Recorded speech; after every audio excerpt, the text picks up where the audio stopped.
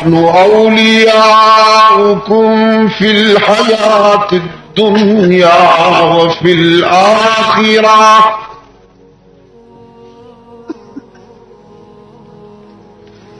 وَلَكُمْ فِيهَا مَا تَشْتَهِي أَنفُسُكُمْ وَلَكُمْ فِيهَا مَا تَدَّعُونَ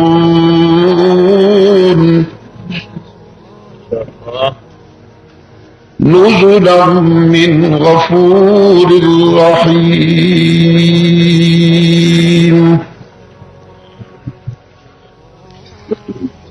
صدق الله مولانا العظيم.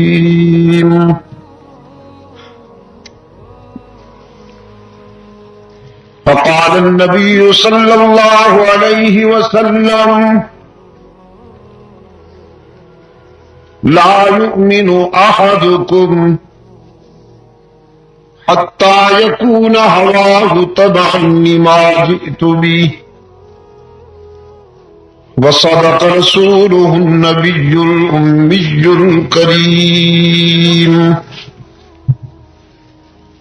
ونحن على ذلك لمن الشاهدين والشاكرين والحمد لله رب العالمين.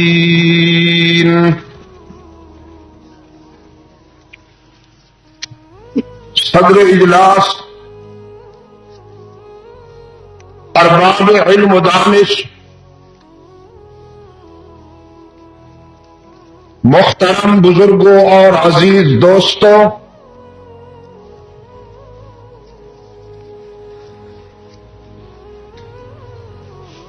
آج 19 دسمبر 1986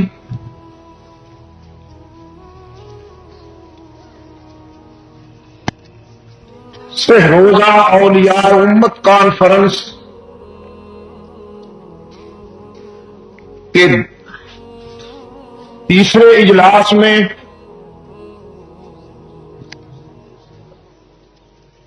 ہم یہاں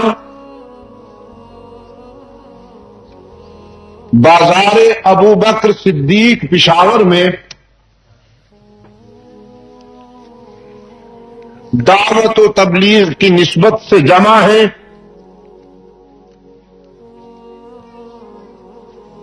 آج یہ در و دیوار ددگری جیسے پٹے ہوئے نام سے ہٹا کر پہلوئے رسول میں سونے والے ایک جاندار کردار کی طرف کر دی ہے.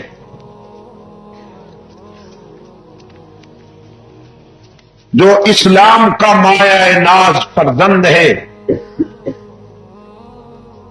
اور صداقت کا تاجدار ہے.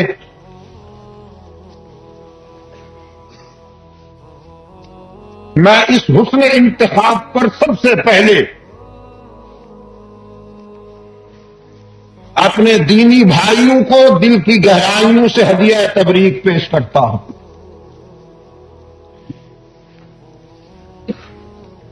اور مجھے امید ہے کہ اس انتخاب کی پذیرائی ہوگی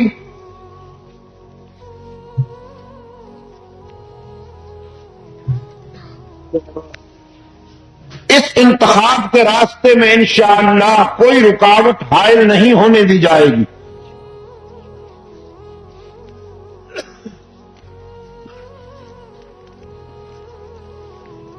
رات قصہ خوانی میں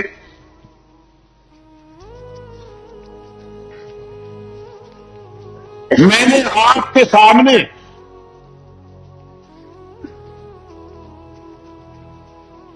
اپنے شاندار ماضی کے حوالے سے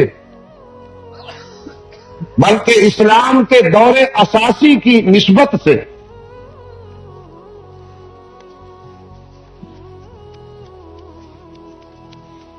چند کرداروں کا تذکرہ کیا تھا.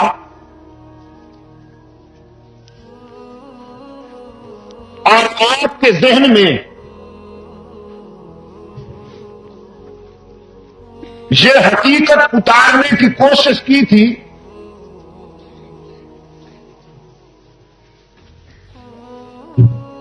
کہ ولی اللہ وہی ہوتا ہے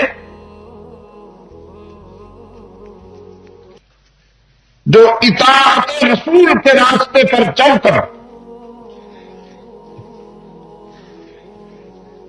اللہ سے وفا کرے، اطاعت رسول کے راستے پر چل کر۔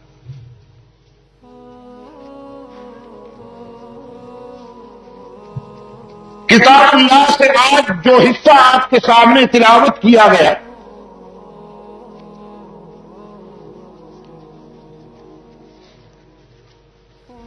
اس میں حق تعالی کا ارشاد ہے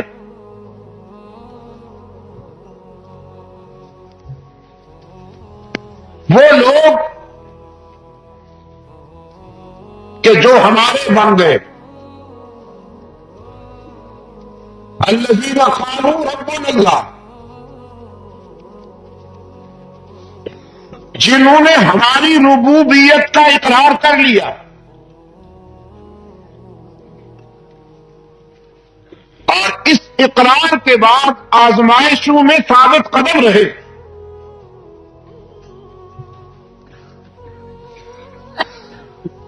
اللہ کا بندہ آزمائشوں کو دعوت دینا ہے پشاور کے دوستوں۔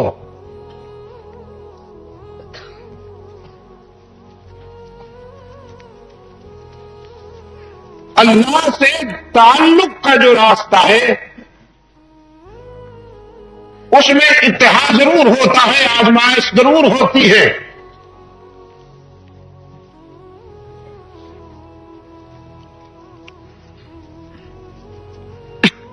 ویسے ہر دوستی امتحان کی کسوٹی پہ پرکھی جاتی ہے۔ اللہ بھی اپنے دوستوں کو آزماتے ہیں، پھر ان آزمائشوں میں ثابت قدم رہنے والے جو رب کے لیے سب کو چھوڑ دیں، رب کے لیے ساری دنیا سے ٹکرا جائیں، باطل سے سمجھوتا نہ کریں۔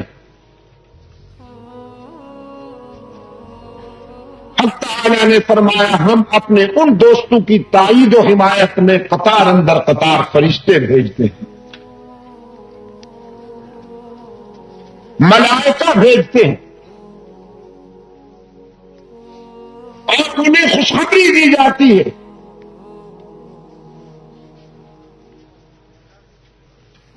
کہ تمہیں خوف بھی نہ ہوگا اور حزن بھی نہیں۔ اللہ نے جو تم سے وعدہ کیا ہے تمہارے کامیاب انجام کا، وہ وعدہ ضرور پورا ہوگا۔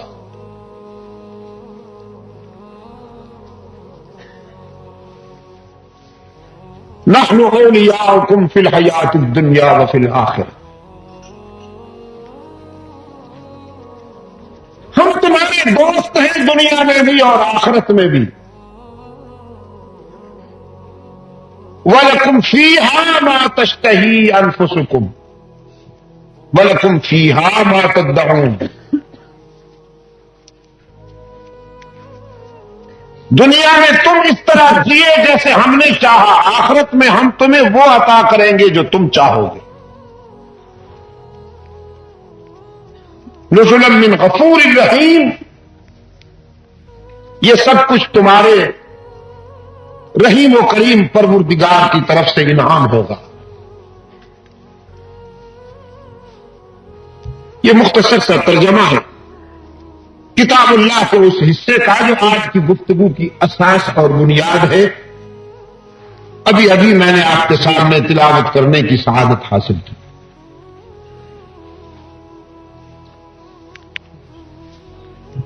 اللہ کے رسول صلی اللہ علیہ وسلم کا ارشاد ہے ایمان کی تکمیل اس وقت تک نہیں ہوگی جب تک کہ تم اپنی خواہشات کو میری مرضی کے تابع نہیں کر دو گے۔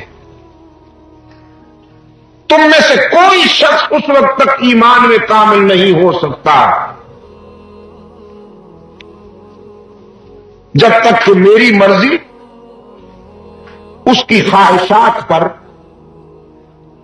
حاکم نہ بنے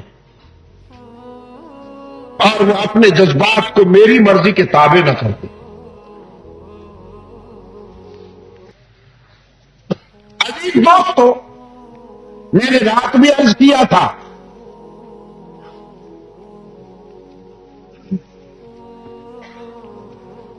بت سکنی تو بڑی آسان ہے لیکن خود سکنی مانی دار.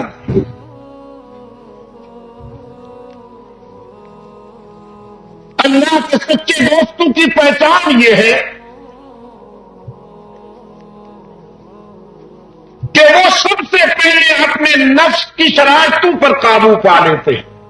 کمال مصیبت میں بھی بے قابو ہوتا ہے وہ کبھی کبھی، لیکن اللہ کے دوست ان تمام جذباتی کیفیات سے گزرتے ہوئے اسی کی رضا کو ملحوظ رکھتے ہیں، اسی کی خوشنودی کو ملحوظ رکھتے ہیں. اور ہمارے ہاں ولایت کا معیار یہی ہے. ہمارے ہاں ولایت کا معیار کتابوں سے بھری ہوئی لائبریریاں بھی نہیں ہیں. ہمارے ہاں ولایت کا معیار کسی بڑے خاندان سے نسبت بھی نہیں ہے. ہمارے ہاں ولایت کا معیار جسمانی ڈیل ڈول اور ساخت بھی نہیں ہے.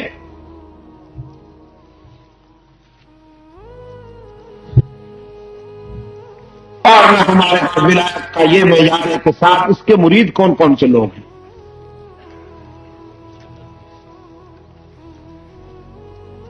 بڑے طبقے سے بھی کوئی اس کا مرید ہے کہ نہیں ہے. انگریز نے جس طرح کے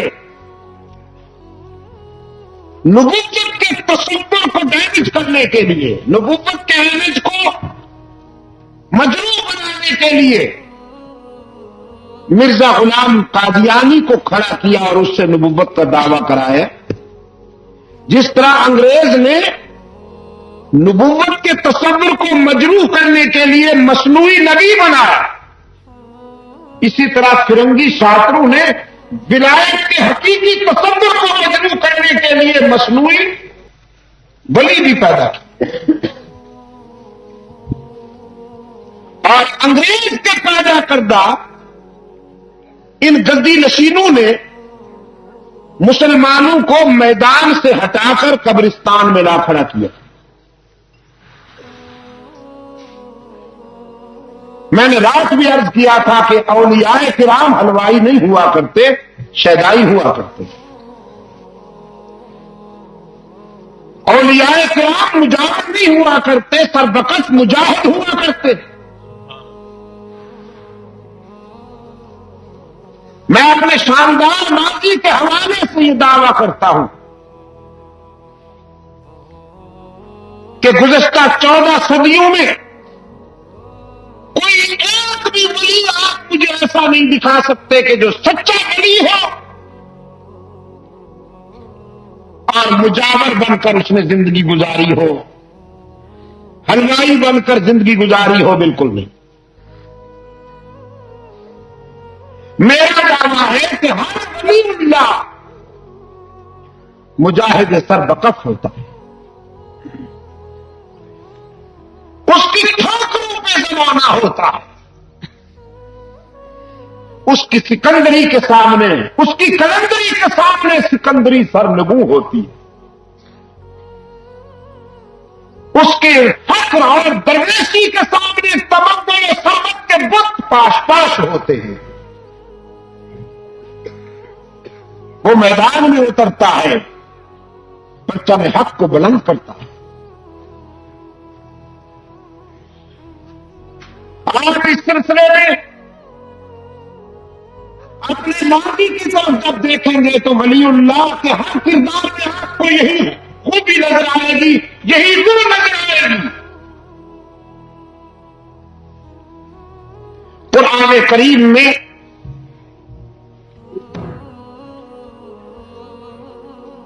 اولیاء کرام کا تذکرہ اس انداز میں آیا ہے.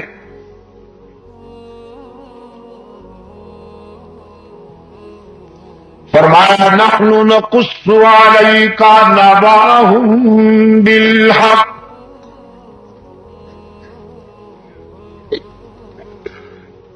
انہم فتیۃ آمنوا بربہم وزدناہم ہدی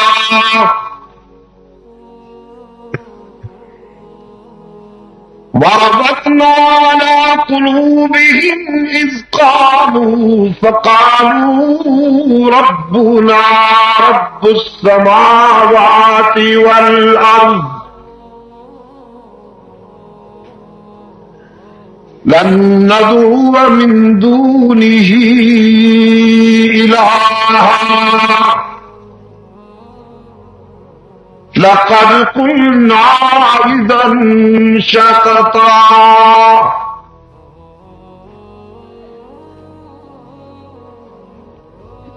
رب العالمین نے فرمایا اپنے محبوب سے ہم آپ کو اپنے ان یادگار بندوں کی کہانی سناتے ہیں جنہوں نے بگڑے ہوئے معاشرے میں جہالت کے اندھیروں میں سچائی کا چراغ اپنے خون جگر سے جلایا.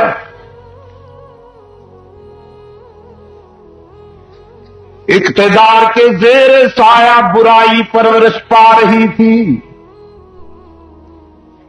یاد رکھیے پشاور کے دوستو،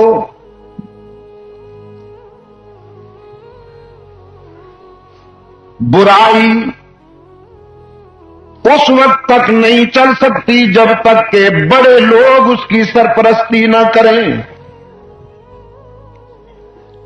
اگر بڑے لوگوں کی نیتیں صحیح ہو جائیں تو برائی کے راستے مسدود ہو جاتے ہیں.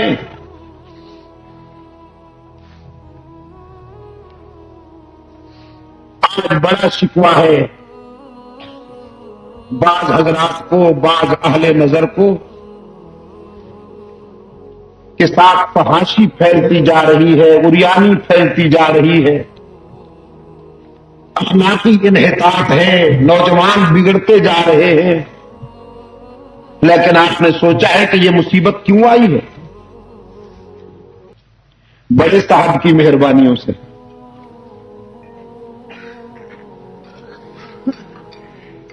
جس کے 90 دن سن 90 تک جائیں گے. اتنا اسلام کا نام لیا، اتنا اسلام کا نام لیا کہ سارے ریکارڈ ٹوٹ گئے. وی سی آر کو آزاد کر دیے، طوائفوں کو قومی اعزازات سے نوازا، انہیں وی آئی پیز میں شامل کیا.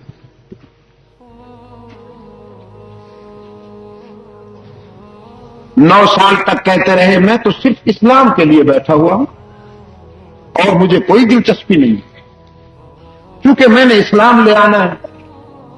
آج کل ہینڈز اپ ہو گئے، بڑے آرام سے آئی ایم سوری کہہ دیا کہ مجھ سے اب کچھ نہیں ہو سکتا. کہیں کوئی فتنہ ہے، کہیں کوئی فتنہ ہے. کراچی میں آگ لگی ہوئی ہے، لاشیں تڑپ گئی ہیں، اور بڑے صاحب روزانہ ٹی وی پہ دانت دکھا دیتے ہیں.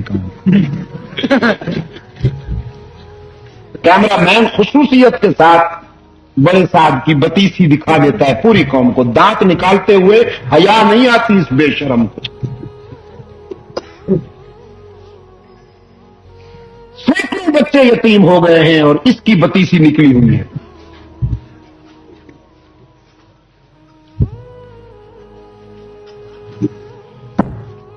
سینکڑوں گھر آگ کی نظر ہو گئے اور یہ ہنس کے دکھاتا ہے.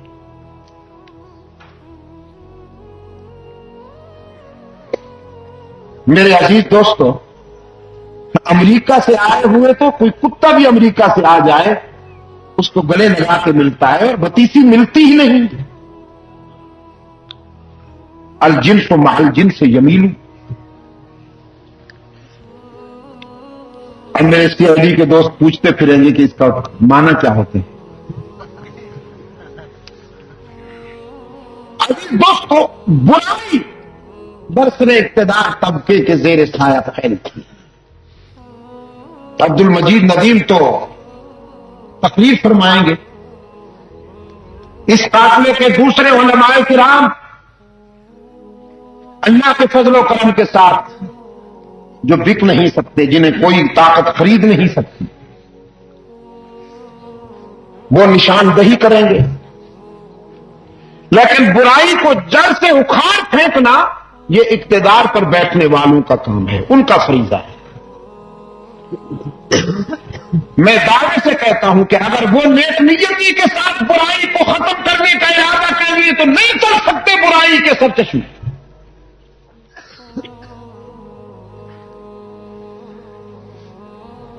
فاروق اعظم رضی اللہ تعالی عنہ کے زمانہ میں ایک مرتبہ زمین کانپی تھی.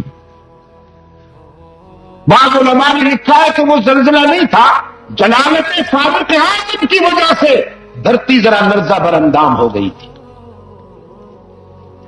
تو پاک نے ٹھوکر مار کے فرمایا کانپتی کیوں ہو؟ کیا میں نے تیرے سینے پہ عدل نہیں کیا؟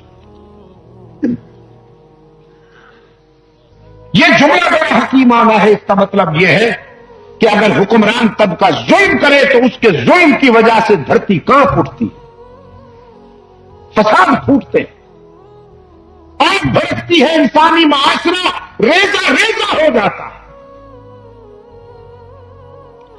تاریخ کی صداقتیں گواہ ہیں عزیز دوستوں کے فاروق اعظم رضی اللہ تعالی عنہ کے دور میں پھر کبھی زمین نہیں کانپی. یہاں تک کہ عثمان بن عفان کے زمانے میں بھی کبھی دھرتی نہیں کانپی.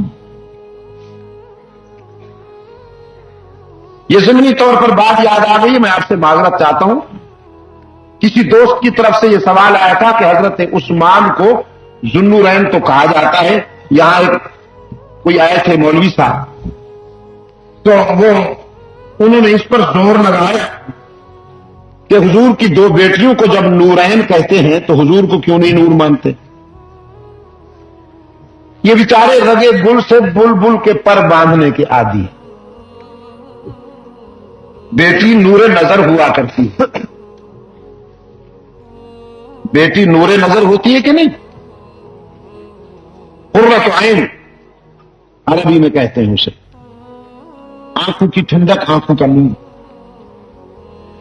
سرکار دو عالم صلی اللہ علیہ وسلم کی لختے جگر قرۃ عین ہے، آنکھوں کا نور ہے، دل کا سرور ہے. تو اصطلاح میں اس انداز میں کہا جاتا ہے. مولوی صاحب اسی سے گزارا کرتے ہیں اپنے عقیدے کے ضمن میں. افلاس کی کوئی حد ہوتی ہے.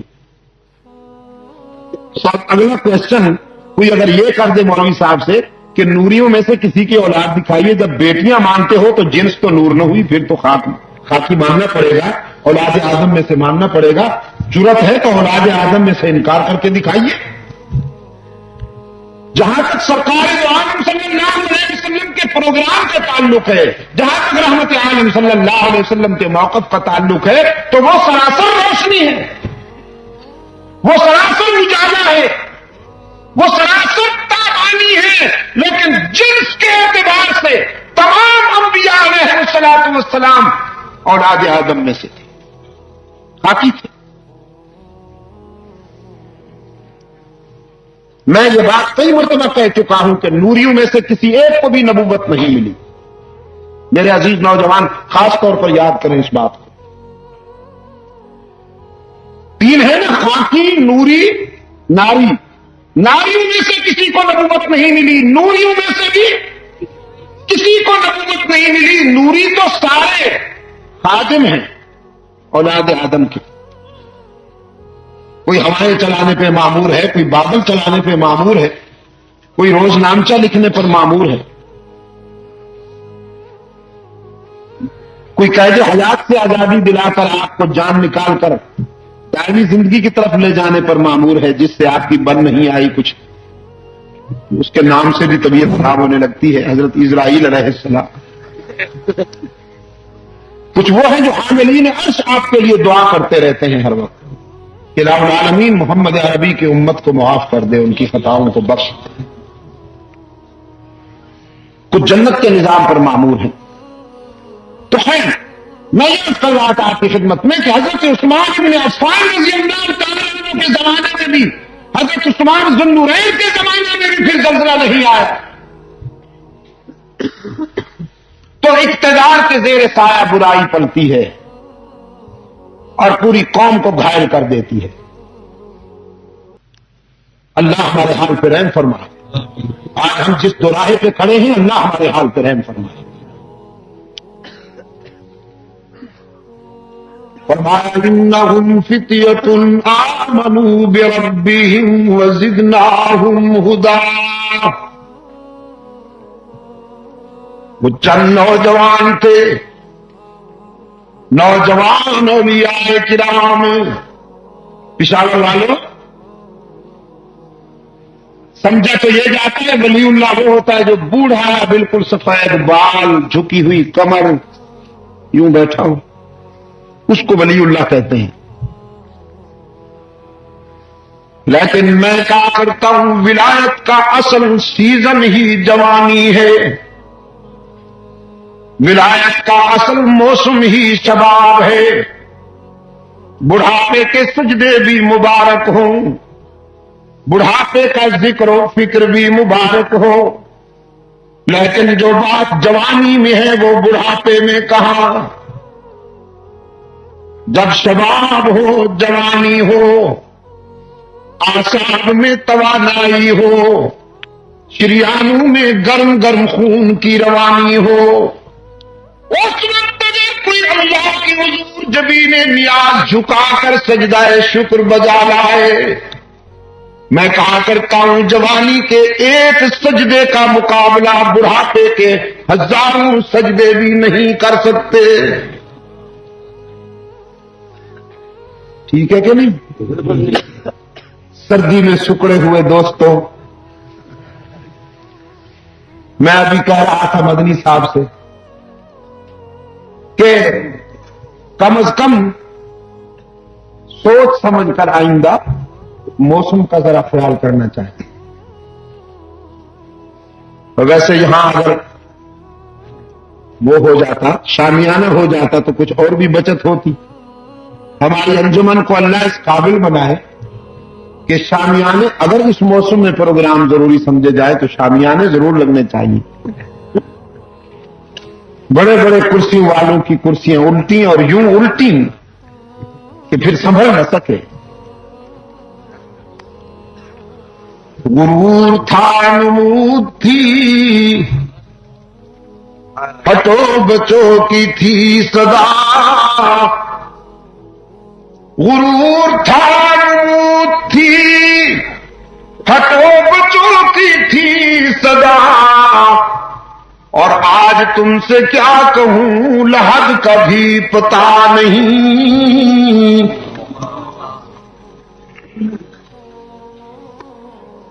چند نوجوان معاشرے میں پھیلی ہوئی برائی کے مقابلے میں اٹھ کھڑے ہوئے، اور برائی کیا تھی؟ آستانہ پرستی کی بیماری لاحق تھی پوری قوم کو۔ کیا بیماری؟ آستانہ پرستی کی بیماری لاحق تھی پوری قوم کو۔ ہر قوم نے اپنا اپنا مشکل کشا بنا رکھا تھا، اپنا اپنا دستگیر اور حاجت روا بنا رکھا تھا۔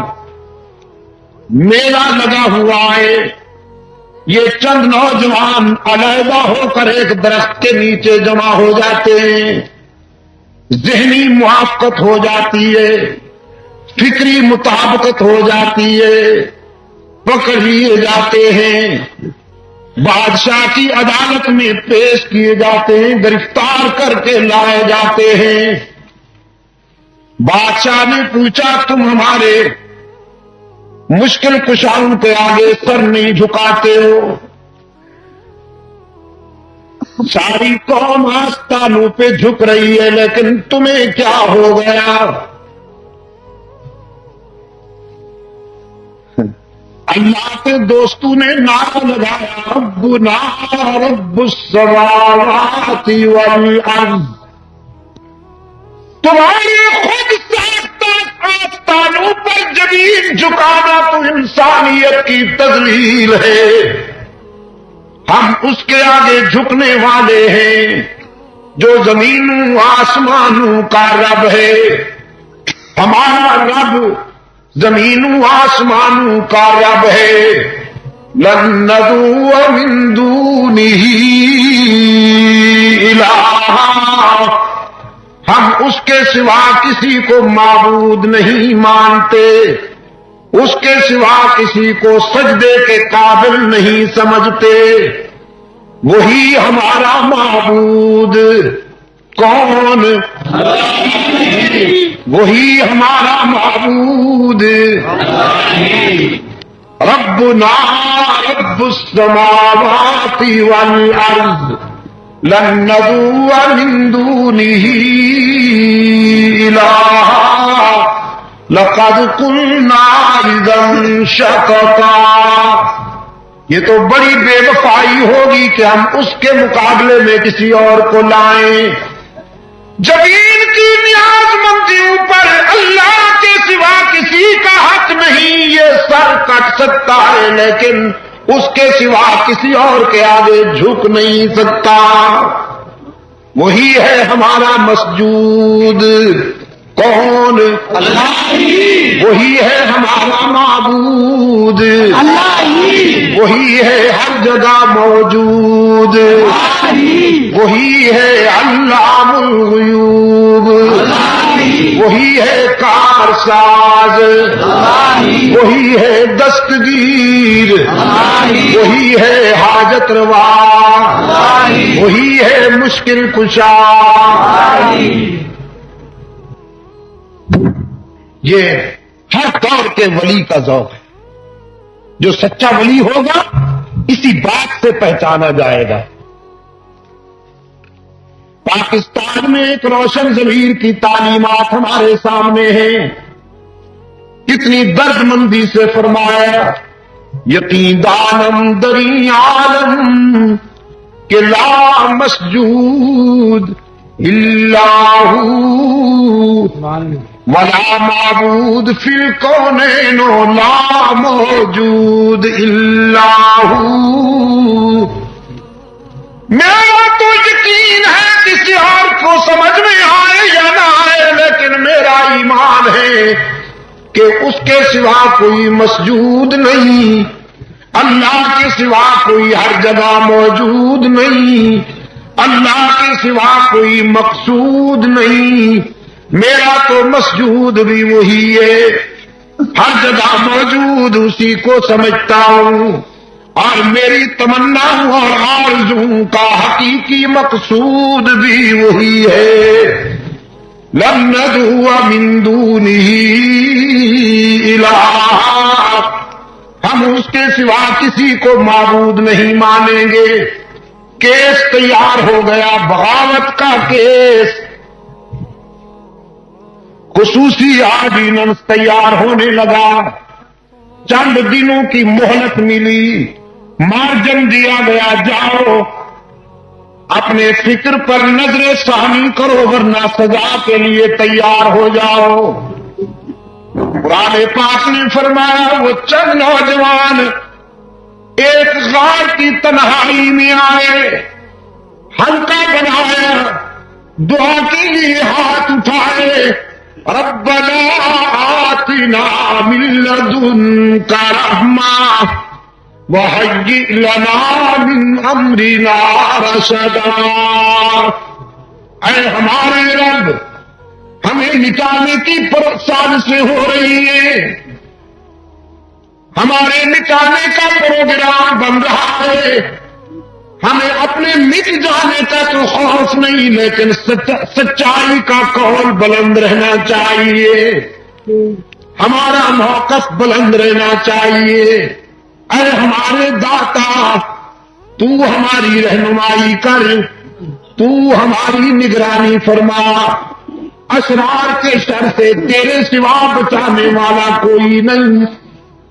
حق تعالیٰ نے فرمایا فَضَرَبْنَا عَلَىٰ آذَانِهِمْ سِنِينَ عَدَدًا، ہم نے اپنے پیارے بندوں پر، اولیاء پر نیند طاری کر دی، غار کی خلوتوں میں سلا دیا، چند دنوں کے لیے نہیں، صدیوں تک کے لیے۔ پروگرام یہ تھا کہ 309 سال سلانا ہے اور مارنا بھی نہیں، زندہ رکھنا ہے۔ موت واقع نہیں ہوئی، نیند طاری کر دی گئی غار کی تنہائی میں۔ وہ حق تعالیٰ نے فرمایا نا کہ ہم اپنے بندوں کو تنہا نہیں چھوڑتے، جو ہمارے لیے سب کو چھوڑ دے پھر ہم بھی انہیں تنہا نہیں چھوڑتے۔ ہوائیں وہیں پہنچائی جا رہی ہیں، سورج کی کرنیں بھی وہیں پہنچائی جا رہی ہیں۔ قرآن پاک نے فرمایا نقلبہم ذات الیمین وذات الشمال، ان کی کروٹیں بھی ہم خود بدلا کرتے تھے۔ وہ سوتے ہوئے جب دائیں پہلو پہ تھک جاتے تو ہم انہیں بائیں پہلو پر لٹا دیتے، جب بائیں پہلو پر تھک جاتے تو ہم انہیں دائیں پہلو پر لٹا دیتے۔ 309 سال گزر گئے، 300 سنین وازدادوا تسعا۔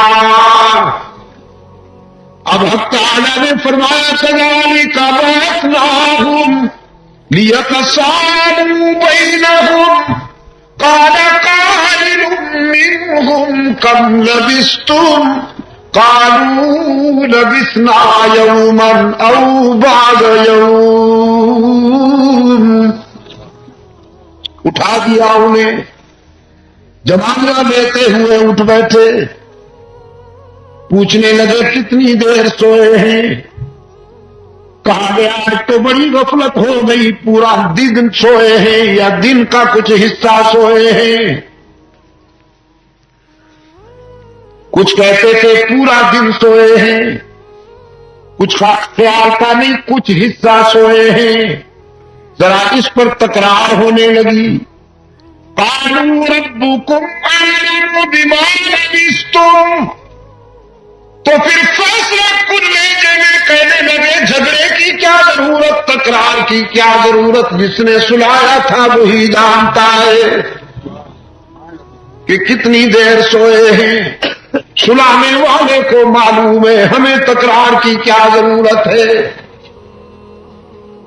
یاد رکھنا عزیز دوستو، خوش نصیب لوگ کبھی فروعات میں نہیں لڑا کرتے،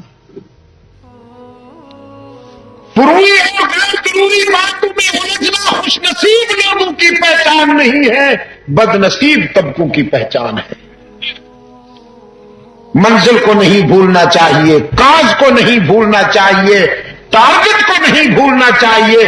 یہ چھوٹی موٹی باتیں، فروعی باتیں، ان پر کبھی تکرار اور جھگڑا نہیں کرنا چاہیے، ان کو نظر انداز کر دینے ہی میں اجتماعی زندگی کی سلامتی ہے۔ فیصلہ ہوا کھانے پینے کے لیے کچھ منگوایا جائے، 309 سال تک سوئے رہے، بھوک نہیں لگی، اب اٹھے ہیں تو کھانے کی طلب ہو گئی۔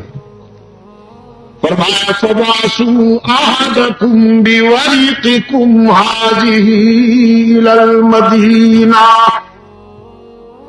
ہم میں سے کوئی جائے شہر کی طرف کھانا لے کر آئے، لیکن خیال کر کے کسی مشرک اور بدعقیدہ ایمان کا کھانا نہ لے کے آئے، بنا ہوا کسی موحد کے ہاتھوں کا بنا ہوا کھانا لائے، اس لیے کہ ناپاک ہاتھوں سے بنے ہوئے کھانے سے روحانی سفر میں خلل پڑتا ہے۔ ایک نوجوان کو بھیجا گیا، ساتھ میں پیسے بھی دیے، بھیک نہیں مانگنی، خرید کر کے لانا ہے۔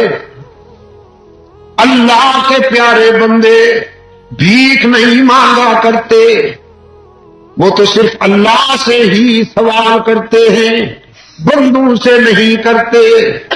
شہر میں آیا، پکڑا گیا، بادشاہ وقت جو اس وقت برسر اقتدار تھا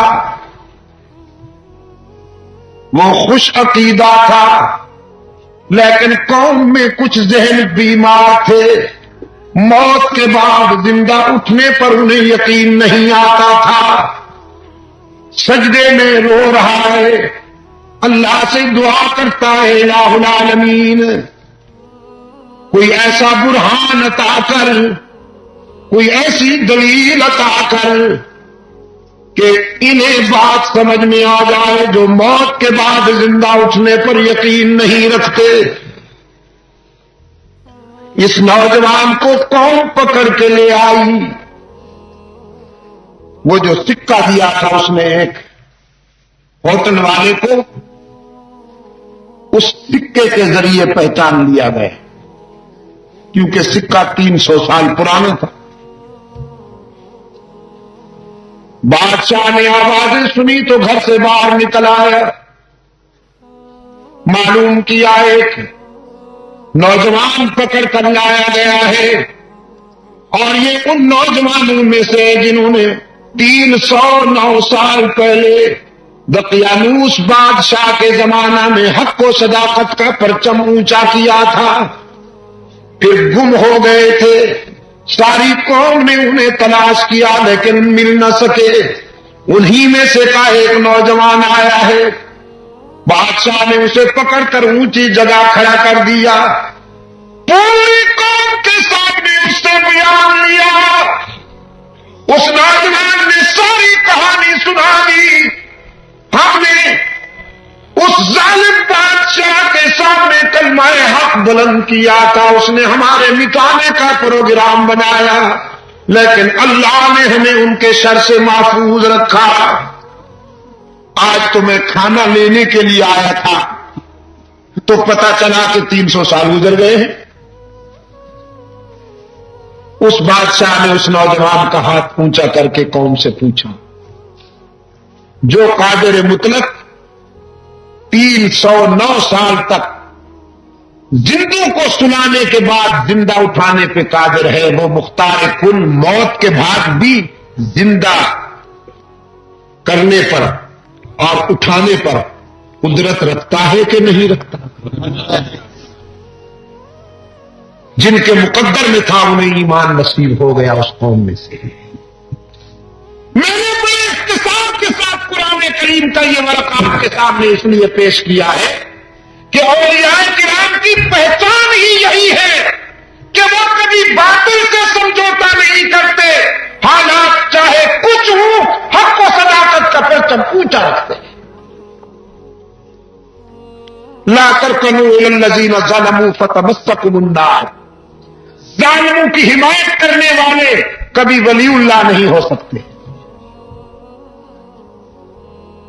آج اولیاء کرام کے اس معیار کو سامنے رکھتے ہوئے، ولایت کے اس معیار کو سامنے رکھتے ہوئے جب آپ پہچانیں گے،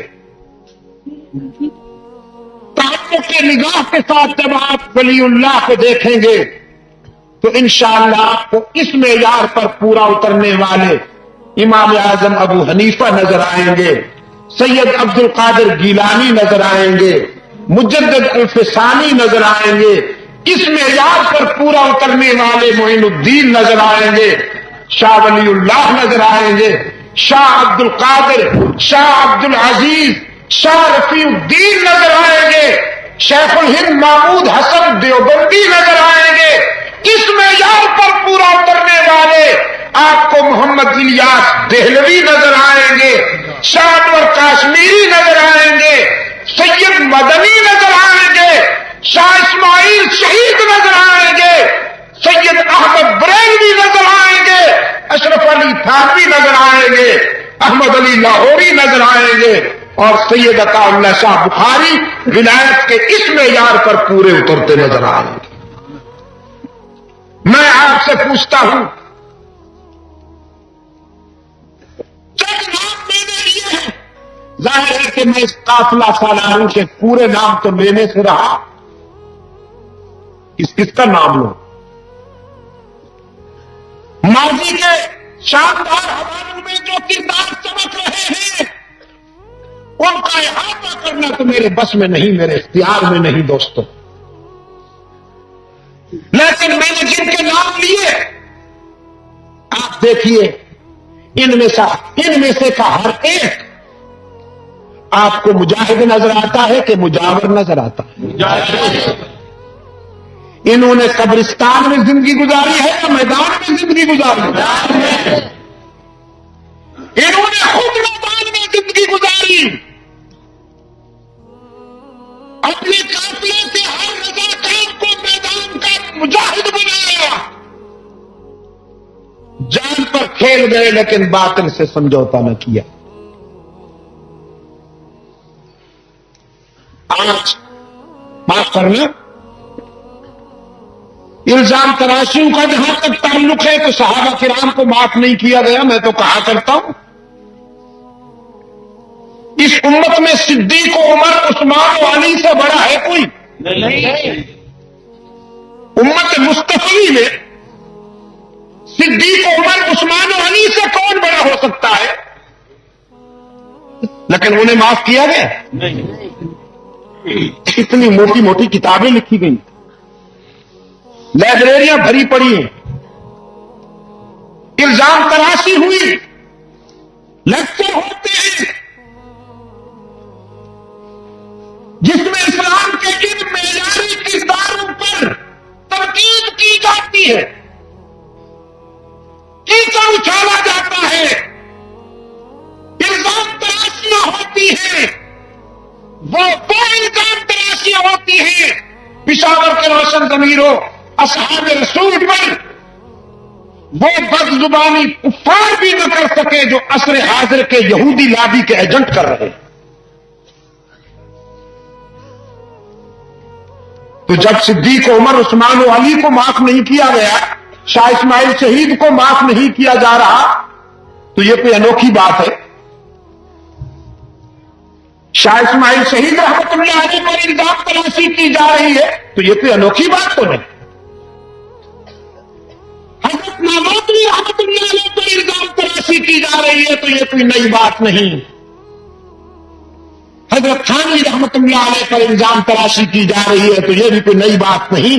میرے ان اسلاف پر کہ جن کی محنتوں سے بر صغیر میں حق و صداقت کا پرچم اونچا رہا ہے، ان پر الزام تراشی کرنے والے وہی سنگ دل ہیں جن کے قافلے کے لوگوں نے اصحاب رسول کو بھی معاف نہیں کیا۔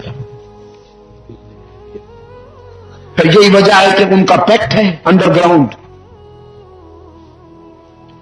نعرہ بھی لگاتے ہیں کبھی فلاں فلاں بھائی بھائی۔ کراچی میں یہ نعرہ زوروں پہ تھا، فلاں فلاں بھائی بھائی بھائی۔ حالانکہ ہم کہا کرتے ہیں ہماری برادری کی بنیاد صحابہ و اہل بیت کی محبت ہے۔ کیوں بھائی؟ جو صحابہ سے اور اہل بیت سے محبت رکھتا ہو وہ ہمارا سچا بھائی، لیکن جو صحابہ و اہل بیت سے نفرت کرے وہ ہمارا بھائی نہیں ہو سکتا۔ ام المومنین سیدہ عائشہ صدیقہ رضی اللہ تعالی عنہا پوری امت کی روحانی مادر محترمہ ہے، روحانی ماں ہے، ٹھیک ہے؟ جو لوگ ام المومنین سیدہ عائشہ صدیقہ رضی اللہ تعالی عنہا پر بد زبانی کرتے ہیں، الزام تراشی کرتے ہیں، وہ ہمارے بھائی ہو سکتے نہیں۔ پہلو رسول میں سونے والے سیدنا ابو بکر صدیق رضی اللہ تعالی عنہ پر جو لوگ بد زبانی کرتے ہیں وہ کسی مسلمان کے بھائی ہو سکتے نہیں۔ فاروق اعظم رضی اللہ تعالی عنہ پر جو لوگ بد زبانی کرتے ہیں وہ فاروق اعظم کہ جس کا 10 سالہ دور حکومت، 10 سالہ دور خلافت اسلام کے عدل و انصاف کا ترجمان زمانہ ہے۔ آج جب اسلام کے نظام حکومت کی بات ہوتی ہے تو معاف کرنا، اسلام کے وہی نظام حکومت کی بات ہوگی جو دور خلافت راشدہ میں ملتا ہے۔ آج اگر کوئی امریکن نظام کو اسلام کا لیبل لگا کر لانا چاہے گا تو انشاءاللہ کبھی کامیاب نہیں ہو سکے گا انشاءاللہ. نہ کوئی امریکی لیبل لگا کر اپنی سیاسی گاڑی چلانے میں یہاں کامیاب ہوگا انشاءاللہ، اور نہ کوئی اشتراکی لیبل لگا کر اسلام کے نام پر ایکسپلائٹیشن کرنے میں کامیاب ہوگا. اسلام کے نظام عدل کا معیار دور خلافت راشدہ ہے، جو اس امت کے پہلے اولیاء کرام ہیں، اصحاب رسول. میرے عزیز دوستو، بدر سے لے کر احد سے لے کر میدان قادسیہ سے لے کر شاملی اور بالاکوٹ تک یہ اولیاء کرام کی کہانی بکھری ہوئی ہے. یہ سب اولیاء کرام تھے جنہوں نے ہر دور میں سچائی کا پرچم اونچا رکھا. آج ہم یہی دعوت دے رہے ہیں آپ کہ اتباع رسول میں حضور اکرم صلی اللہ علیہ وسلم کی غلامی میں کمال حاصل کرو، باطل کے مقابلے میں ایک ہو جاؤ، انشاءاللہ پھر دنیا کی کوئی طاقت تمہیں نیچا نہیں دکھا سکے گی. آج کچھ لوگ امریکہ سے ڈر رہے ہیں، کچھ لوگ روس سے ڈر رہے ہیں، کچھ لوگوں کے نزدیک مسائل کا حل امریکہ سے وابستہ ہونا ہے، کچھ لوگوں کے نزدیک مسائل کا حل روس سے وابستہ ہونا ہے. لیکن میں صاف کہہ دینا چاہتا ہوں کہ تمام مسائل کا حل صرف اور صرف قرآن اور سنت کے نظام عدل سے وابستہ ہونا ہے. میں دعوے سے کہتا ہوں اگر اس ملک میں اسلام کے نظام معیشت کو لاگو کر دیا جائے تو سارے فتنے ختم ہو سکتے ہیں. پچھلے دنوں لاہور میں کرفیو رہا، پنجاب کے اور مقامات پہ بھی کرفیو رہا، آج کراچی میں کرفیو.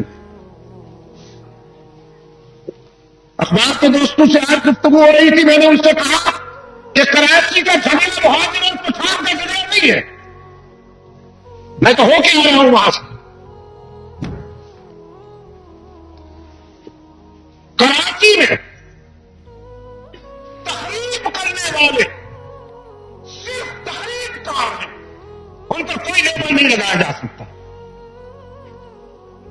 میں یہ بات کبھی نہیں مانتا کہ کوئی پٹھان اپنے کسی مسلمان کے گھر کو آگ لگانا پسند کرے اور اس کی عزت کو لوٹنا پسند کرے. میں یہ نہیں مانتا. میں یہ بھی نہیں مانتا کہ کوئی مہاجر اپنے مسلمان بھائی کے گھر کو آگ لگانا پسند کرے، اس کی آبرو کو لوٹنا پسند کرے. نہیں مانتا ہوں. اس سے اگر کسی کی سیاسی طور پر دل شکنی ہوتی ہے تو میں معذرت خواہ. میں ایک سچے مسلمان کی حیثیت سے تجزیہ کر رہا ہوں. میں نے بہت قریب سے جا کے وہاں کے حالات کا جائزہ لیا. اصل بات یہ ہے کہ انگریز نے ایک پالیسی دی ہے اپنے جانشینوں کو کہ قوم کو لڑاؤ اور اپنے اقتدار کی عمر بڑھاؤ. قوم کو لڑاؤ اور اپنے اقتدار کی عمر بڑھاؤ. اس لیے کہ اگر قوم متحد ہو گئی تو وہ تمہارا گریبان پکڑے گی. ان کو آپس کے مسائل میں الجھا دو، یہ آپس میں لڑتے مرتے رہیں گے اور تم روزانہ بتیسی نکال کے ہنس کے دکھا دیا کرو. یہ آپس میں لڑتے مرتے رہیں گے، تم دانت دکھا دیا کرو روزانہ ٹی وی پر، چمکتے ہوئے دانت. میں نے کہا کاش جس طرح اس کے دانت سفید ہیں اس کا دل بھی اسی طرح سفید ہوتا. دل کی سیاہی تو ساری دنیا سے بڑھ گئی، دانت چمکتے ہیں. میرے عزیز دوستو، پالیسی کے تحت یہ ہو رہا ہے. آج گولی کی زد پر یہ دعویٰ کیا جا رہا ہے کہ ہم نے حالات پر کنٹرول کر لیا.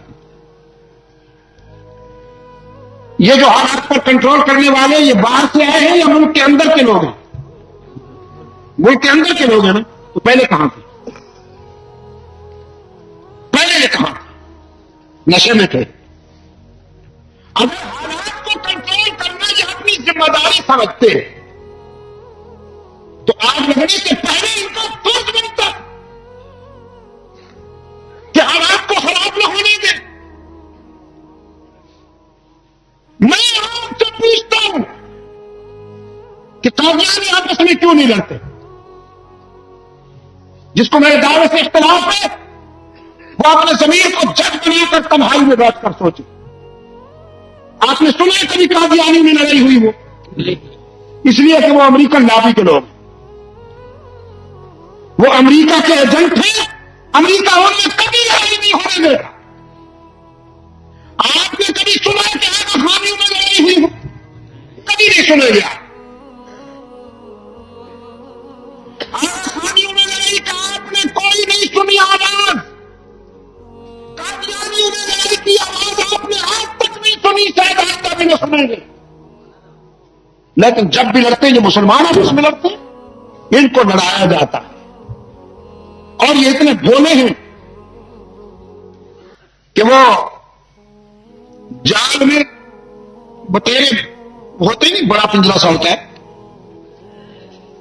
سب نے ذبح ہونا ہے اور وہ ایک دوسرے سے لڑ رہے ہوتے ہیں پنجرے کے اندر. بعض بے وقوف مرغے بھی آپس میں حالانکہ ذبح ہونا ہوتے ہیں، سب کے لیے خنجر تیار ہے. وہ دکاندار ایک ایک کو پکڑ کے ذبح کر رہا ہے. جو گاہک آتے جائیں گے ان کے گلے پہ چھری پھرتی رہے گی، لیکن یہ آپس میں لڑ رہے ہیں. تو یہ آپس میں لڑنے والے کچھ تو تخریب کار ہیں. ظاہر ہے کہ ان پر نہ کوئی بات اثر کرتا ہے، نہ کوئی بیان اثر کرتا ہے، نہ کوئی نصیحت اثر کرتا ہے.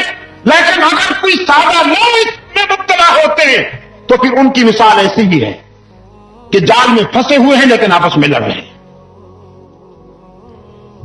آج وقت آ گیا ہے عزیز دوستو کہ آپ قومی کردار ادا کرنے کے لیے اپنے آپ کو تیار کر لیں. اس پلیٹ فارم سے میں آپ کو دعوت اتحاد دیتا ہوں. خدا کے لیے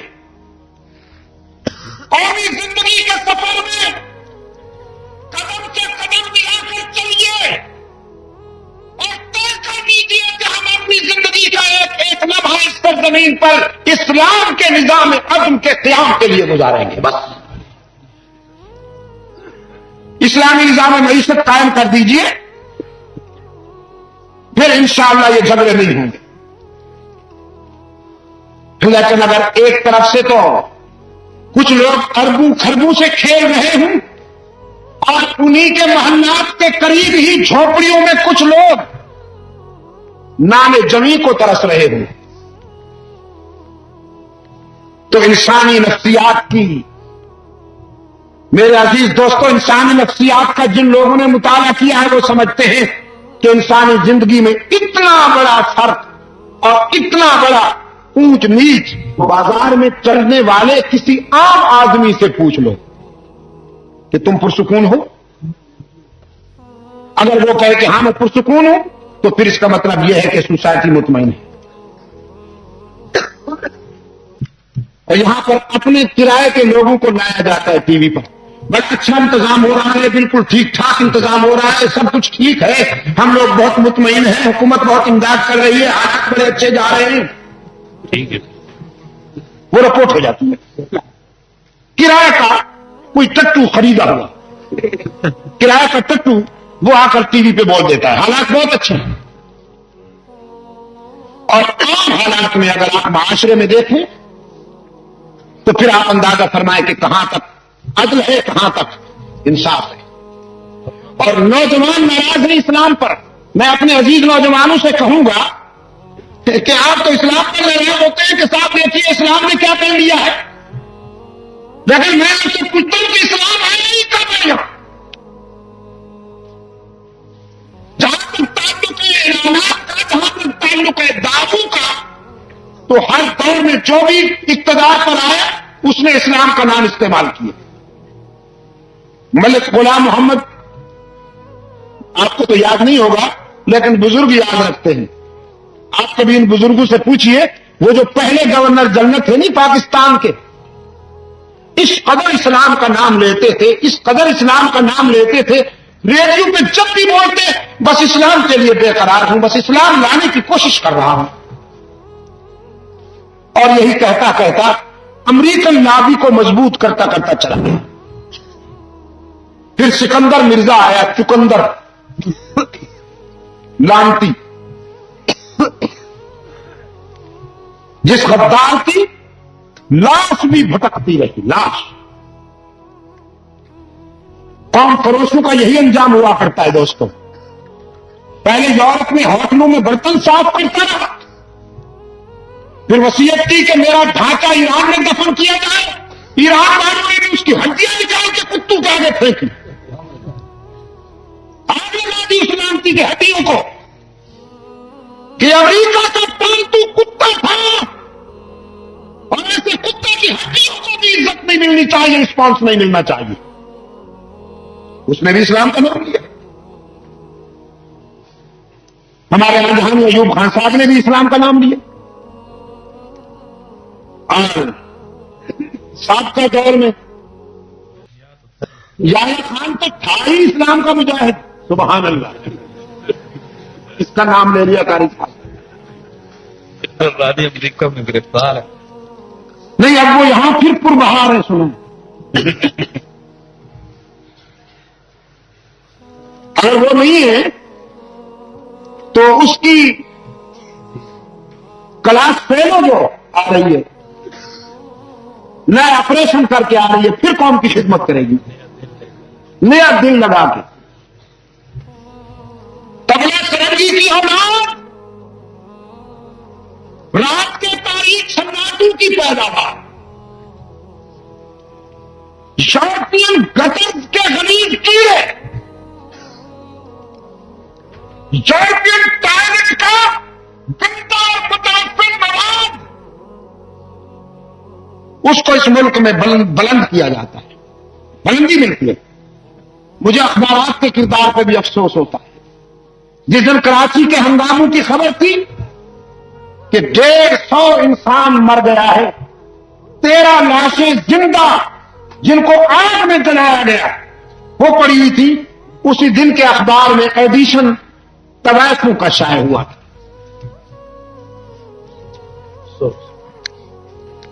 پتہ نہیں ان لوگوں کو کیا ہو گیا. چند کوڑیاں کمانے کے لیے یہ لوگ اتنے سنگ دل ہو گئے. میرے عزیز دوستوں, اپنی زندگی کا ایک مقصد متعین کر لیجئے اور فیصلہ کر لیجئے کہ انشاءاللہ جب تک ہم زندہ ہیں اولیاء کرام کا وہ حقیقی کردار جو ہمارے شاندار ماضی کے حوالے سے سامنے آتا ہے, انشاءاللہ اس کردار کو مفلوج نہیں ہونے دیا جائے گا. آپ ہی وارث ہیں اولیاء کرام کے. میرا دعویٰ ہے حضرت معین الدین چشتی رحمت اللہ تعالی علیہ کے رضاکار ہم ہیں, مجدد الفسانی رحمت اللہ علیہ کے رضاکار ہم ہیں. اور میں نے تو اپنے دوستوں کی آنکھوں میں آنکھیں ملا کر کراچی میں کہا تھا کہ اگر تم کو اختلاف ہے ہمارے اس دعوے سے تو پھر ثابت کرو. میں یہ دعویٰ کرتا ہوں کہ اولیاء کرام نے اذان میں ملاوٹ نہیں کی, کلمے میں ملاوٹ نہیں کی, درود و سلام میں ملاوٹ نہیں کی. اولیاء کرام وہی درود و سلام پڑھتے تھے جو صحابہ کرام پڑھتے تھے. اولیاء کرام نے وہی اذانیں دی ہیں اور سنی ہیں جو آج بھی مسجد نبوی اور مسجد حرام کے میناروں سے بلند ہو رہی ہے.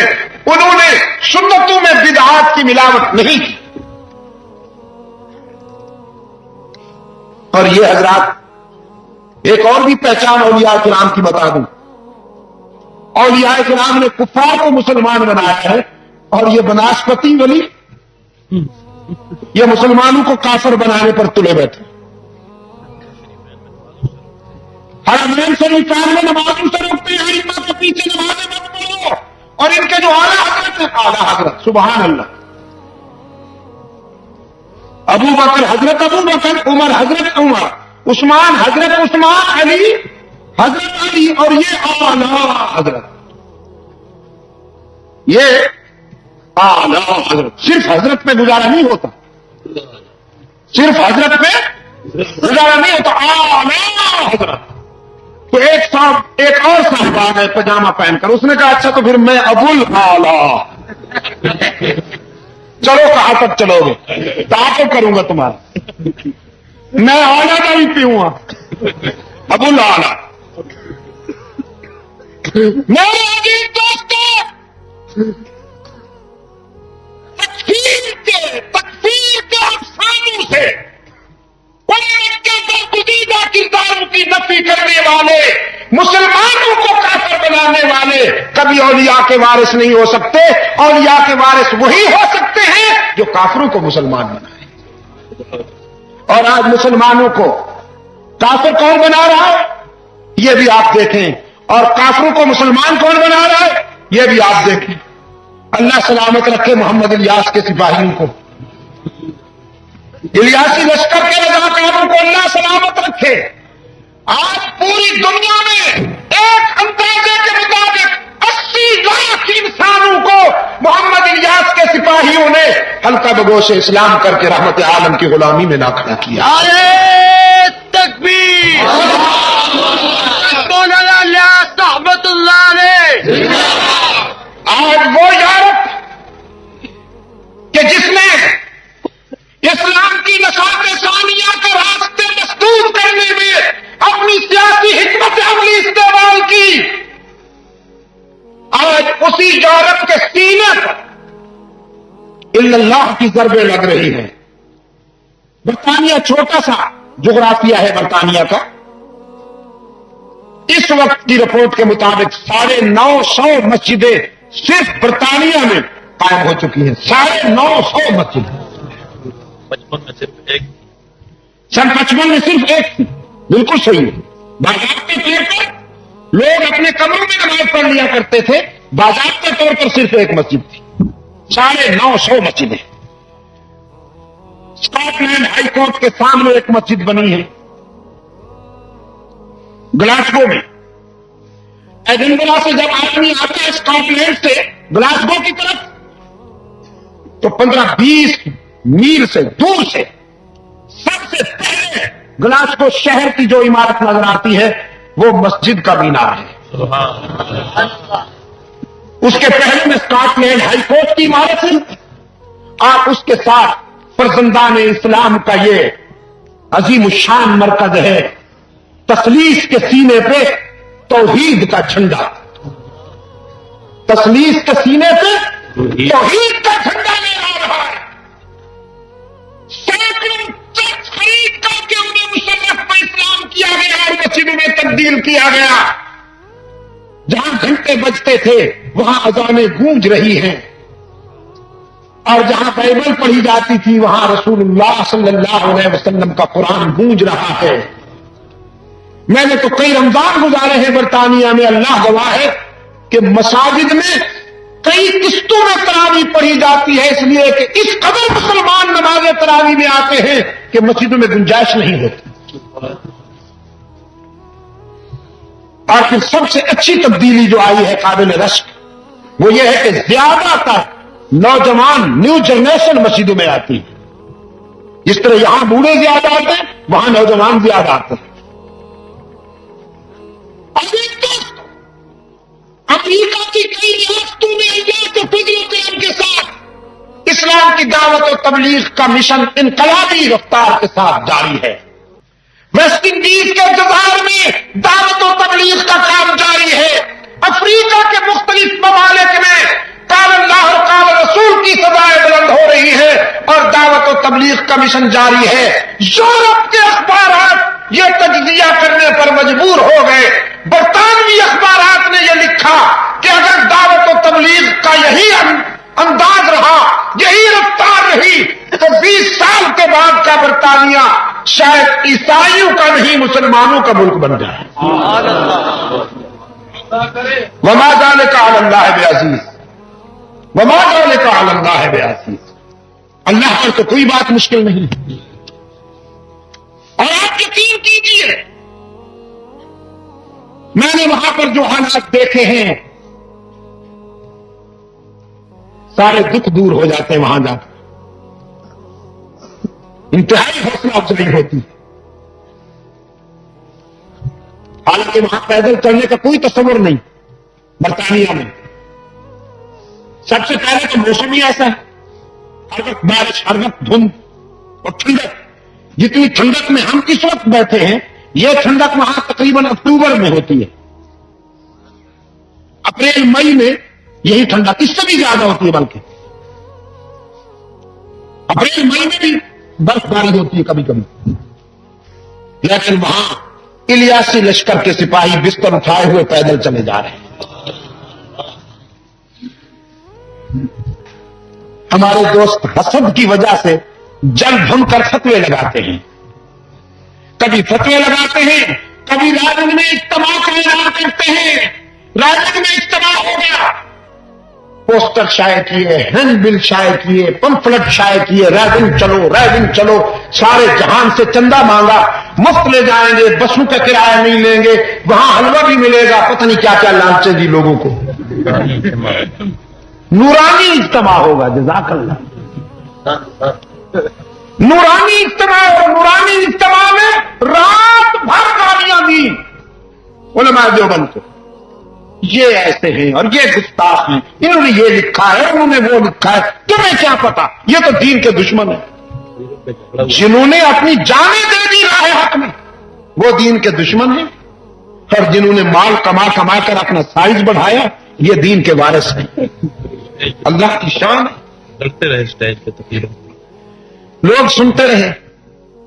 تو جب جلسہ ختم ہوا رات کے 2 بجے تو لوگوں نے کہا چلو ہم نے ان کی گالیاں تو سن لی, اب ذرا مرکز میں جا کر ان لوگوں کو بھی دیکھ لیں جن کے لیے انہوں نے یہ لہجہ استعمال کیا ہے, ذرا دیکھیں تو صحیح.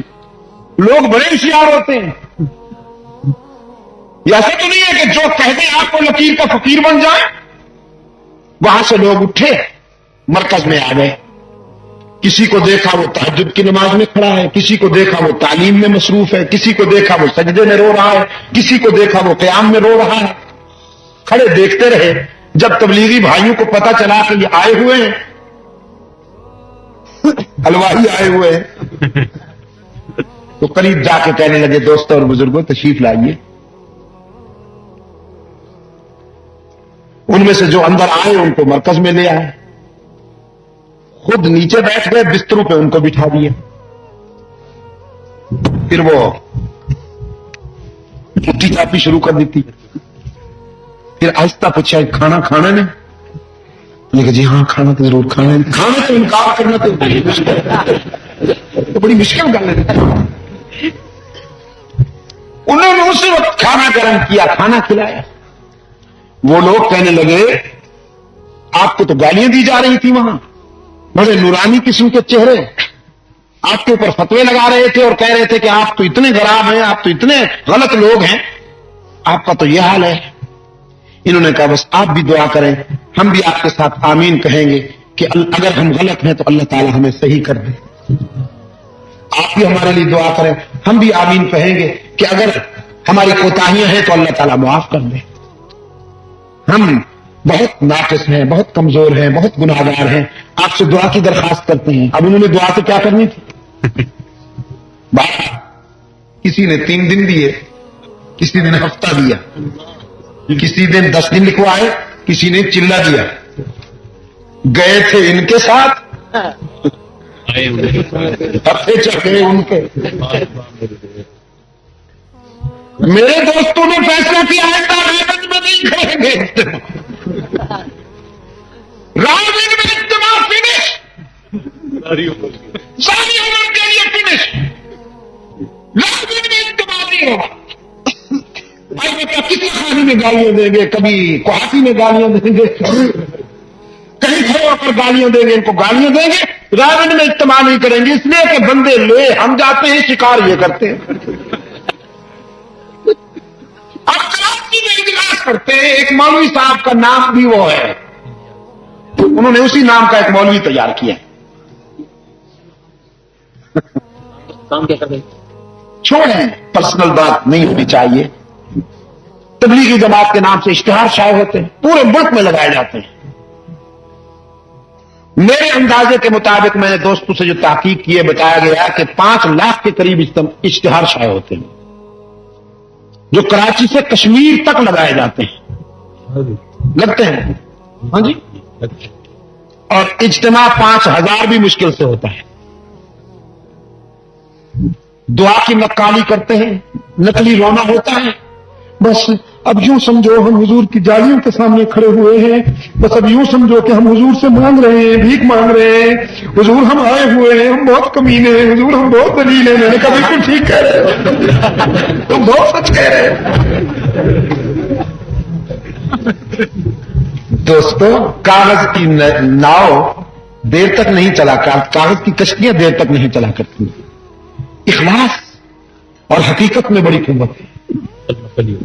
نقل بہرحال نقل ہوتی ہے، اصل بہرحال اصل ہوا کرتا ہے. انڈیا میں اس وقت، انڈیا میں جا کر میں نے چند اجتماعات میں شرکت بھی کی. اس وقت اگر اسلام کی دعوت و تبلیغ کے لیے کوئی نمائندہ تحریک ہے انڈیا میں تو وہ صرف تبلیغی جماعت ہے. اور یہ میرے دوست بیٹھے ہوئے ہیں، انہوں نے وہاں جا کے دیکھا ہے. وہاں نظام الدین، بستی نظام الدین میں حضرت خواجہ نظام الدین رحمت اللہ علیہ کے پہلی میں جو ڈیرے لگا رکھے ہیں تبلیغی دوستوں نے، مولانا محمد یوسف رحمت اللہ علیہ کی وہی قبر تھی نا، اور مولانا محمد الیاس رحمت اللہ علیہ کی بھی وہی قبر تھی. کچی قبریں یوں ہی مٹی کی. اللہ اللہ خیر صلاح، نہ کوئی جھنڈی ہے، نہ کوئی چادریں ہیں، نہ کوئی کتبہ ہے، اور نہ کوئی مجاور صاحب بیٹھے ہوئے ہیں. نشانے کی آڑ میں کہ کوئی موٹی مرغی آئے تو صحیح. مرید بیچارے کو کھجلی بھی ہو تو پیر صاحب سمجھتے ہیں کہ نذرانہ نکال رہا ہے. کوئی نہیں وہاں. مولانا محمد عمر صاحب پالنپوری کا بیان ہو رہا تھا جب ہم پہنچے. اسی طرح پر میرے عزیز دوستوں، اولیاء کرام کی پہچان یہی ہے کہ وہ حق و صداقت کا پرچم اونچا رکھیں اور سنت کی اتباع کرتے رہیں. ہماری کامیابی رسول اللہ صلی اللہ علیہ وسلم کے طریقوں پر چلنے ہی میں ہے. حضور کے طریقوں پر چلنے میں کامیابی، اور یہ یقین پیدا کرو سب کچھ خدا سے ہونے اور غیر اللہ سے کچھ نہ ہونے کا یقین پیدا کرو. یہی ہے کامیابی کا گن. اللہ ہمیں دنیا اور آخرت میں کامیابیوں سے ہمکنار فرمائے. میں اسی پر اکتفا کرتے ہوئے دعا کرتا ہوں. بسم اللہ الرحمن الرحیم. اللہم صلی علی سیدنا و مولانا محمد النبی الامی وعلی آلہ واصحابہ اجمعین. یہ یا اللہ مدد کو پھیلائیے. اور اس بازار کے لیے آج جو تجویز ہوئی کہ اس کا کیا نام رکھا جائے؟ بازار ابو بکر صدیق. بازار ابو بکر صدیق. اب میں یہاں کے ان دیندار دوستوں سے اپیل کرتا ہوں کہ وہ اس نام کو قانوناً منوائیں، قانوناً منوائیں. بس کس نسبت سے انشاءاللہ یہاں کی بیماریاں دور ہوں گی. اور ایک بات اور بھی اور کرتا جاؤں، 6 مارچ کو انشاءاللہ لاہور کے منٹو پارک میں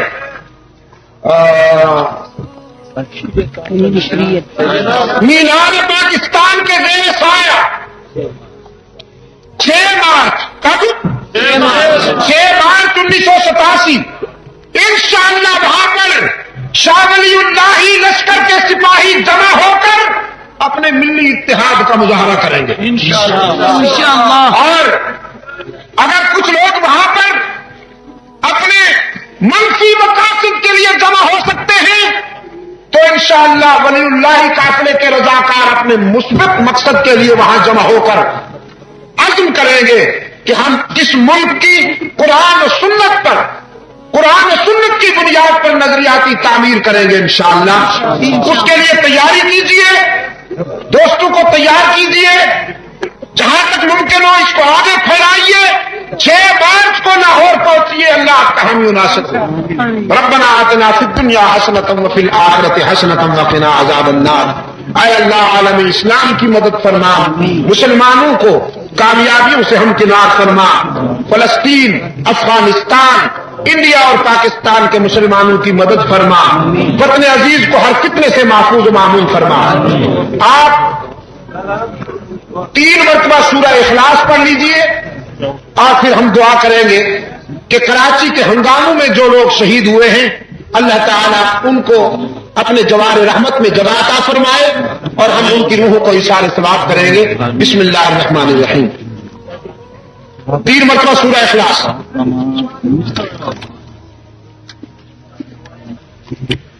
ربنا تقبل منا انك انت السميع العليم